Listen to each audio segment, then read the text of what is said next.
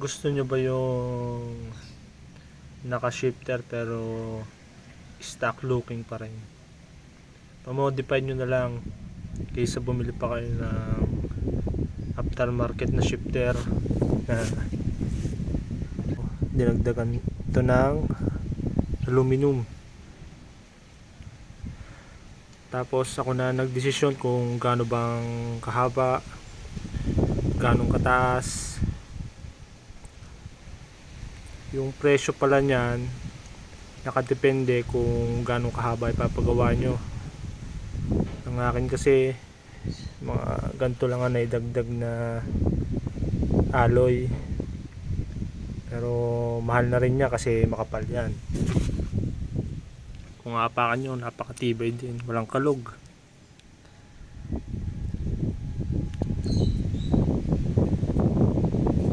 At nagpagawa ko niyan sa The Modifier sa may Kabuyaw, Laguna.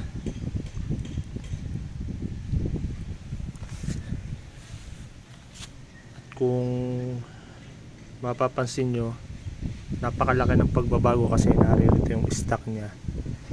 Sa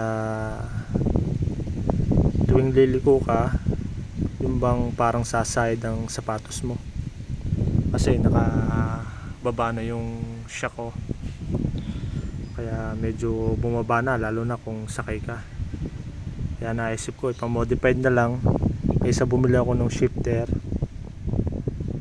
na ang hirap ang hanapin. Medyo may kamahalan nga din pero quality, para ding shifter ang presyo na mabibili natin sa mga market. Ang itsura niya pag nakasakay ang tao, ganito, papakita ko sa inyo.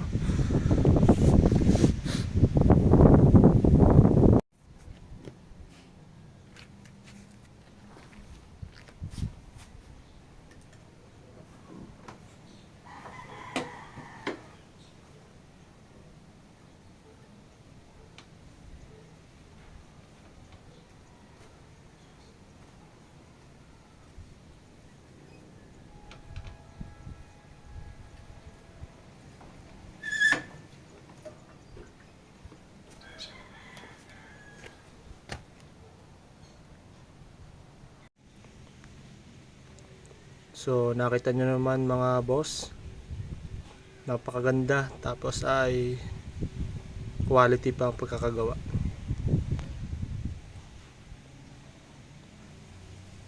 Kaya kung ako sa inyo, sa mga gustong gawin din sa kanilang mga motor ito,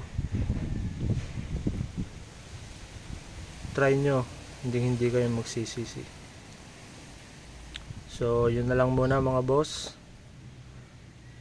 Thank you sa panonood and God bless.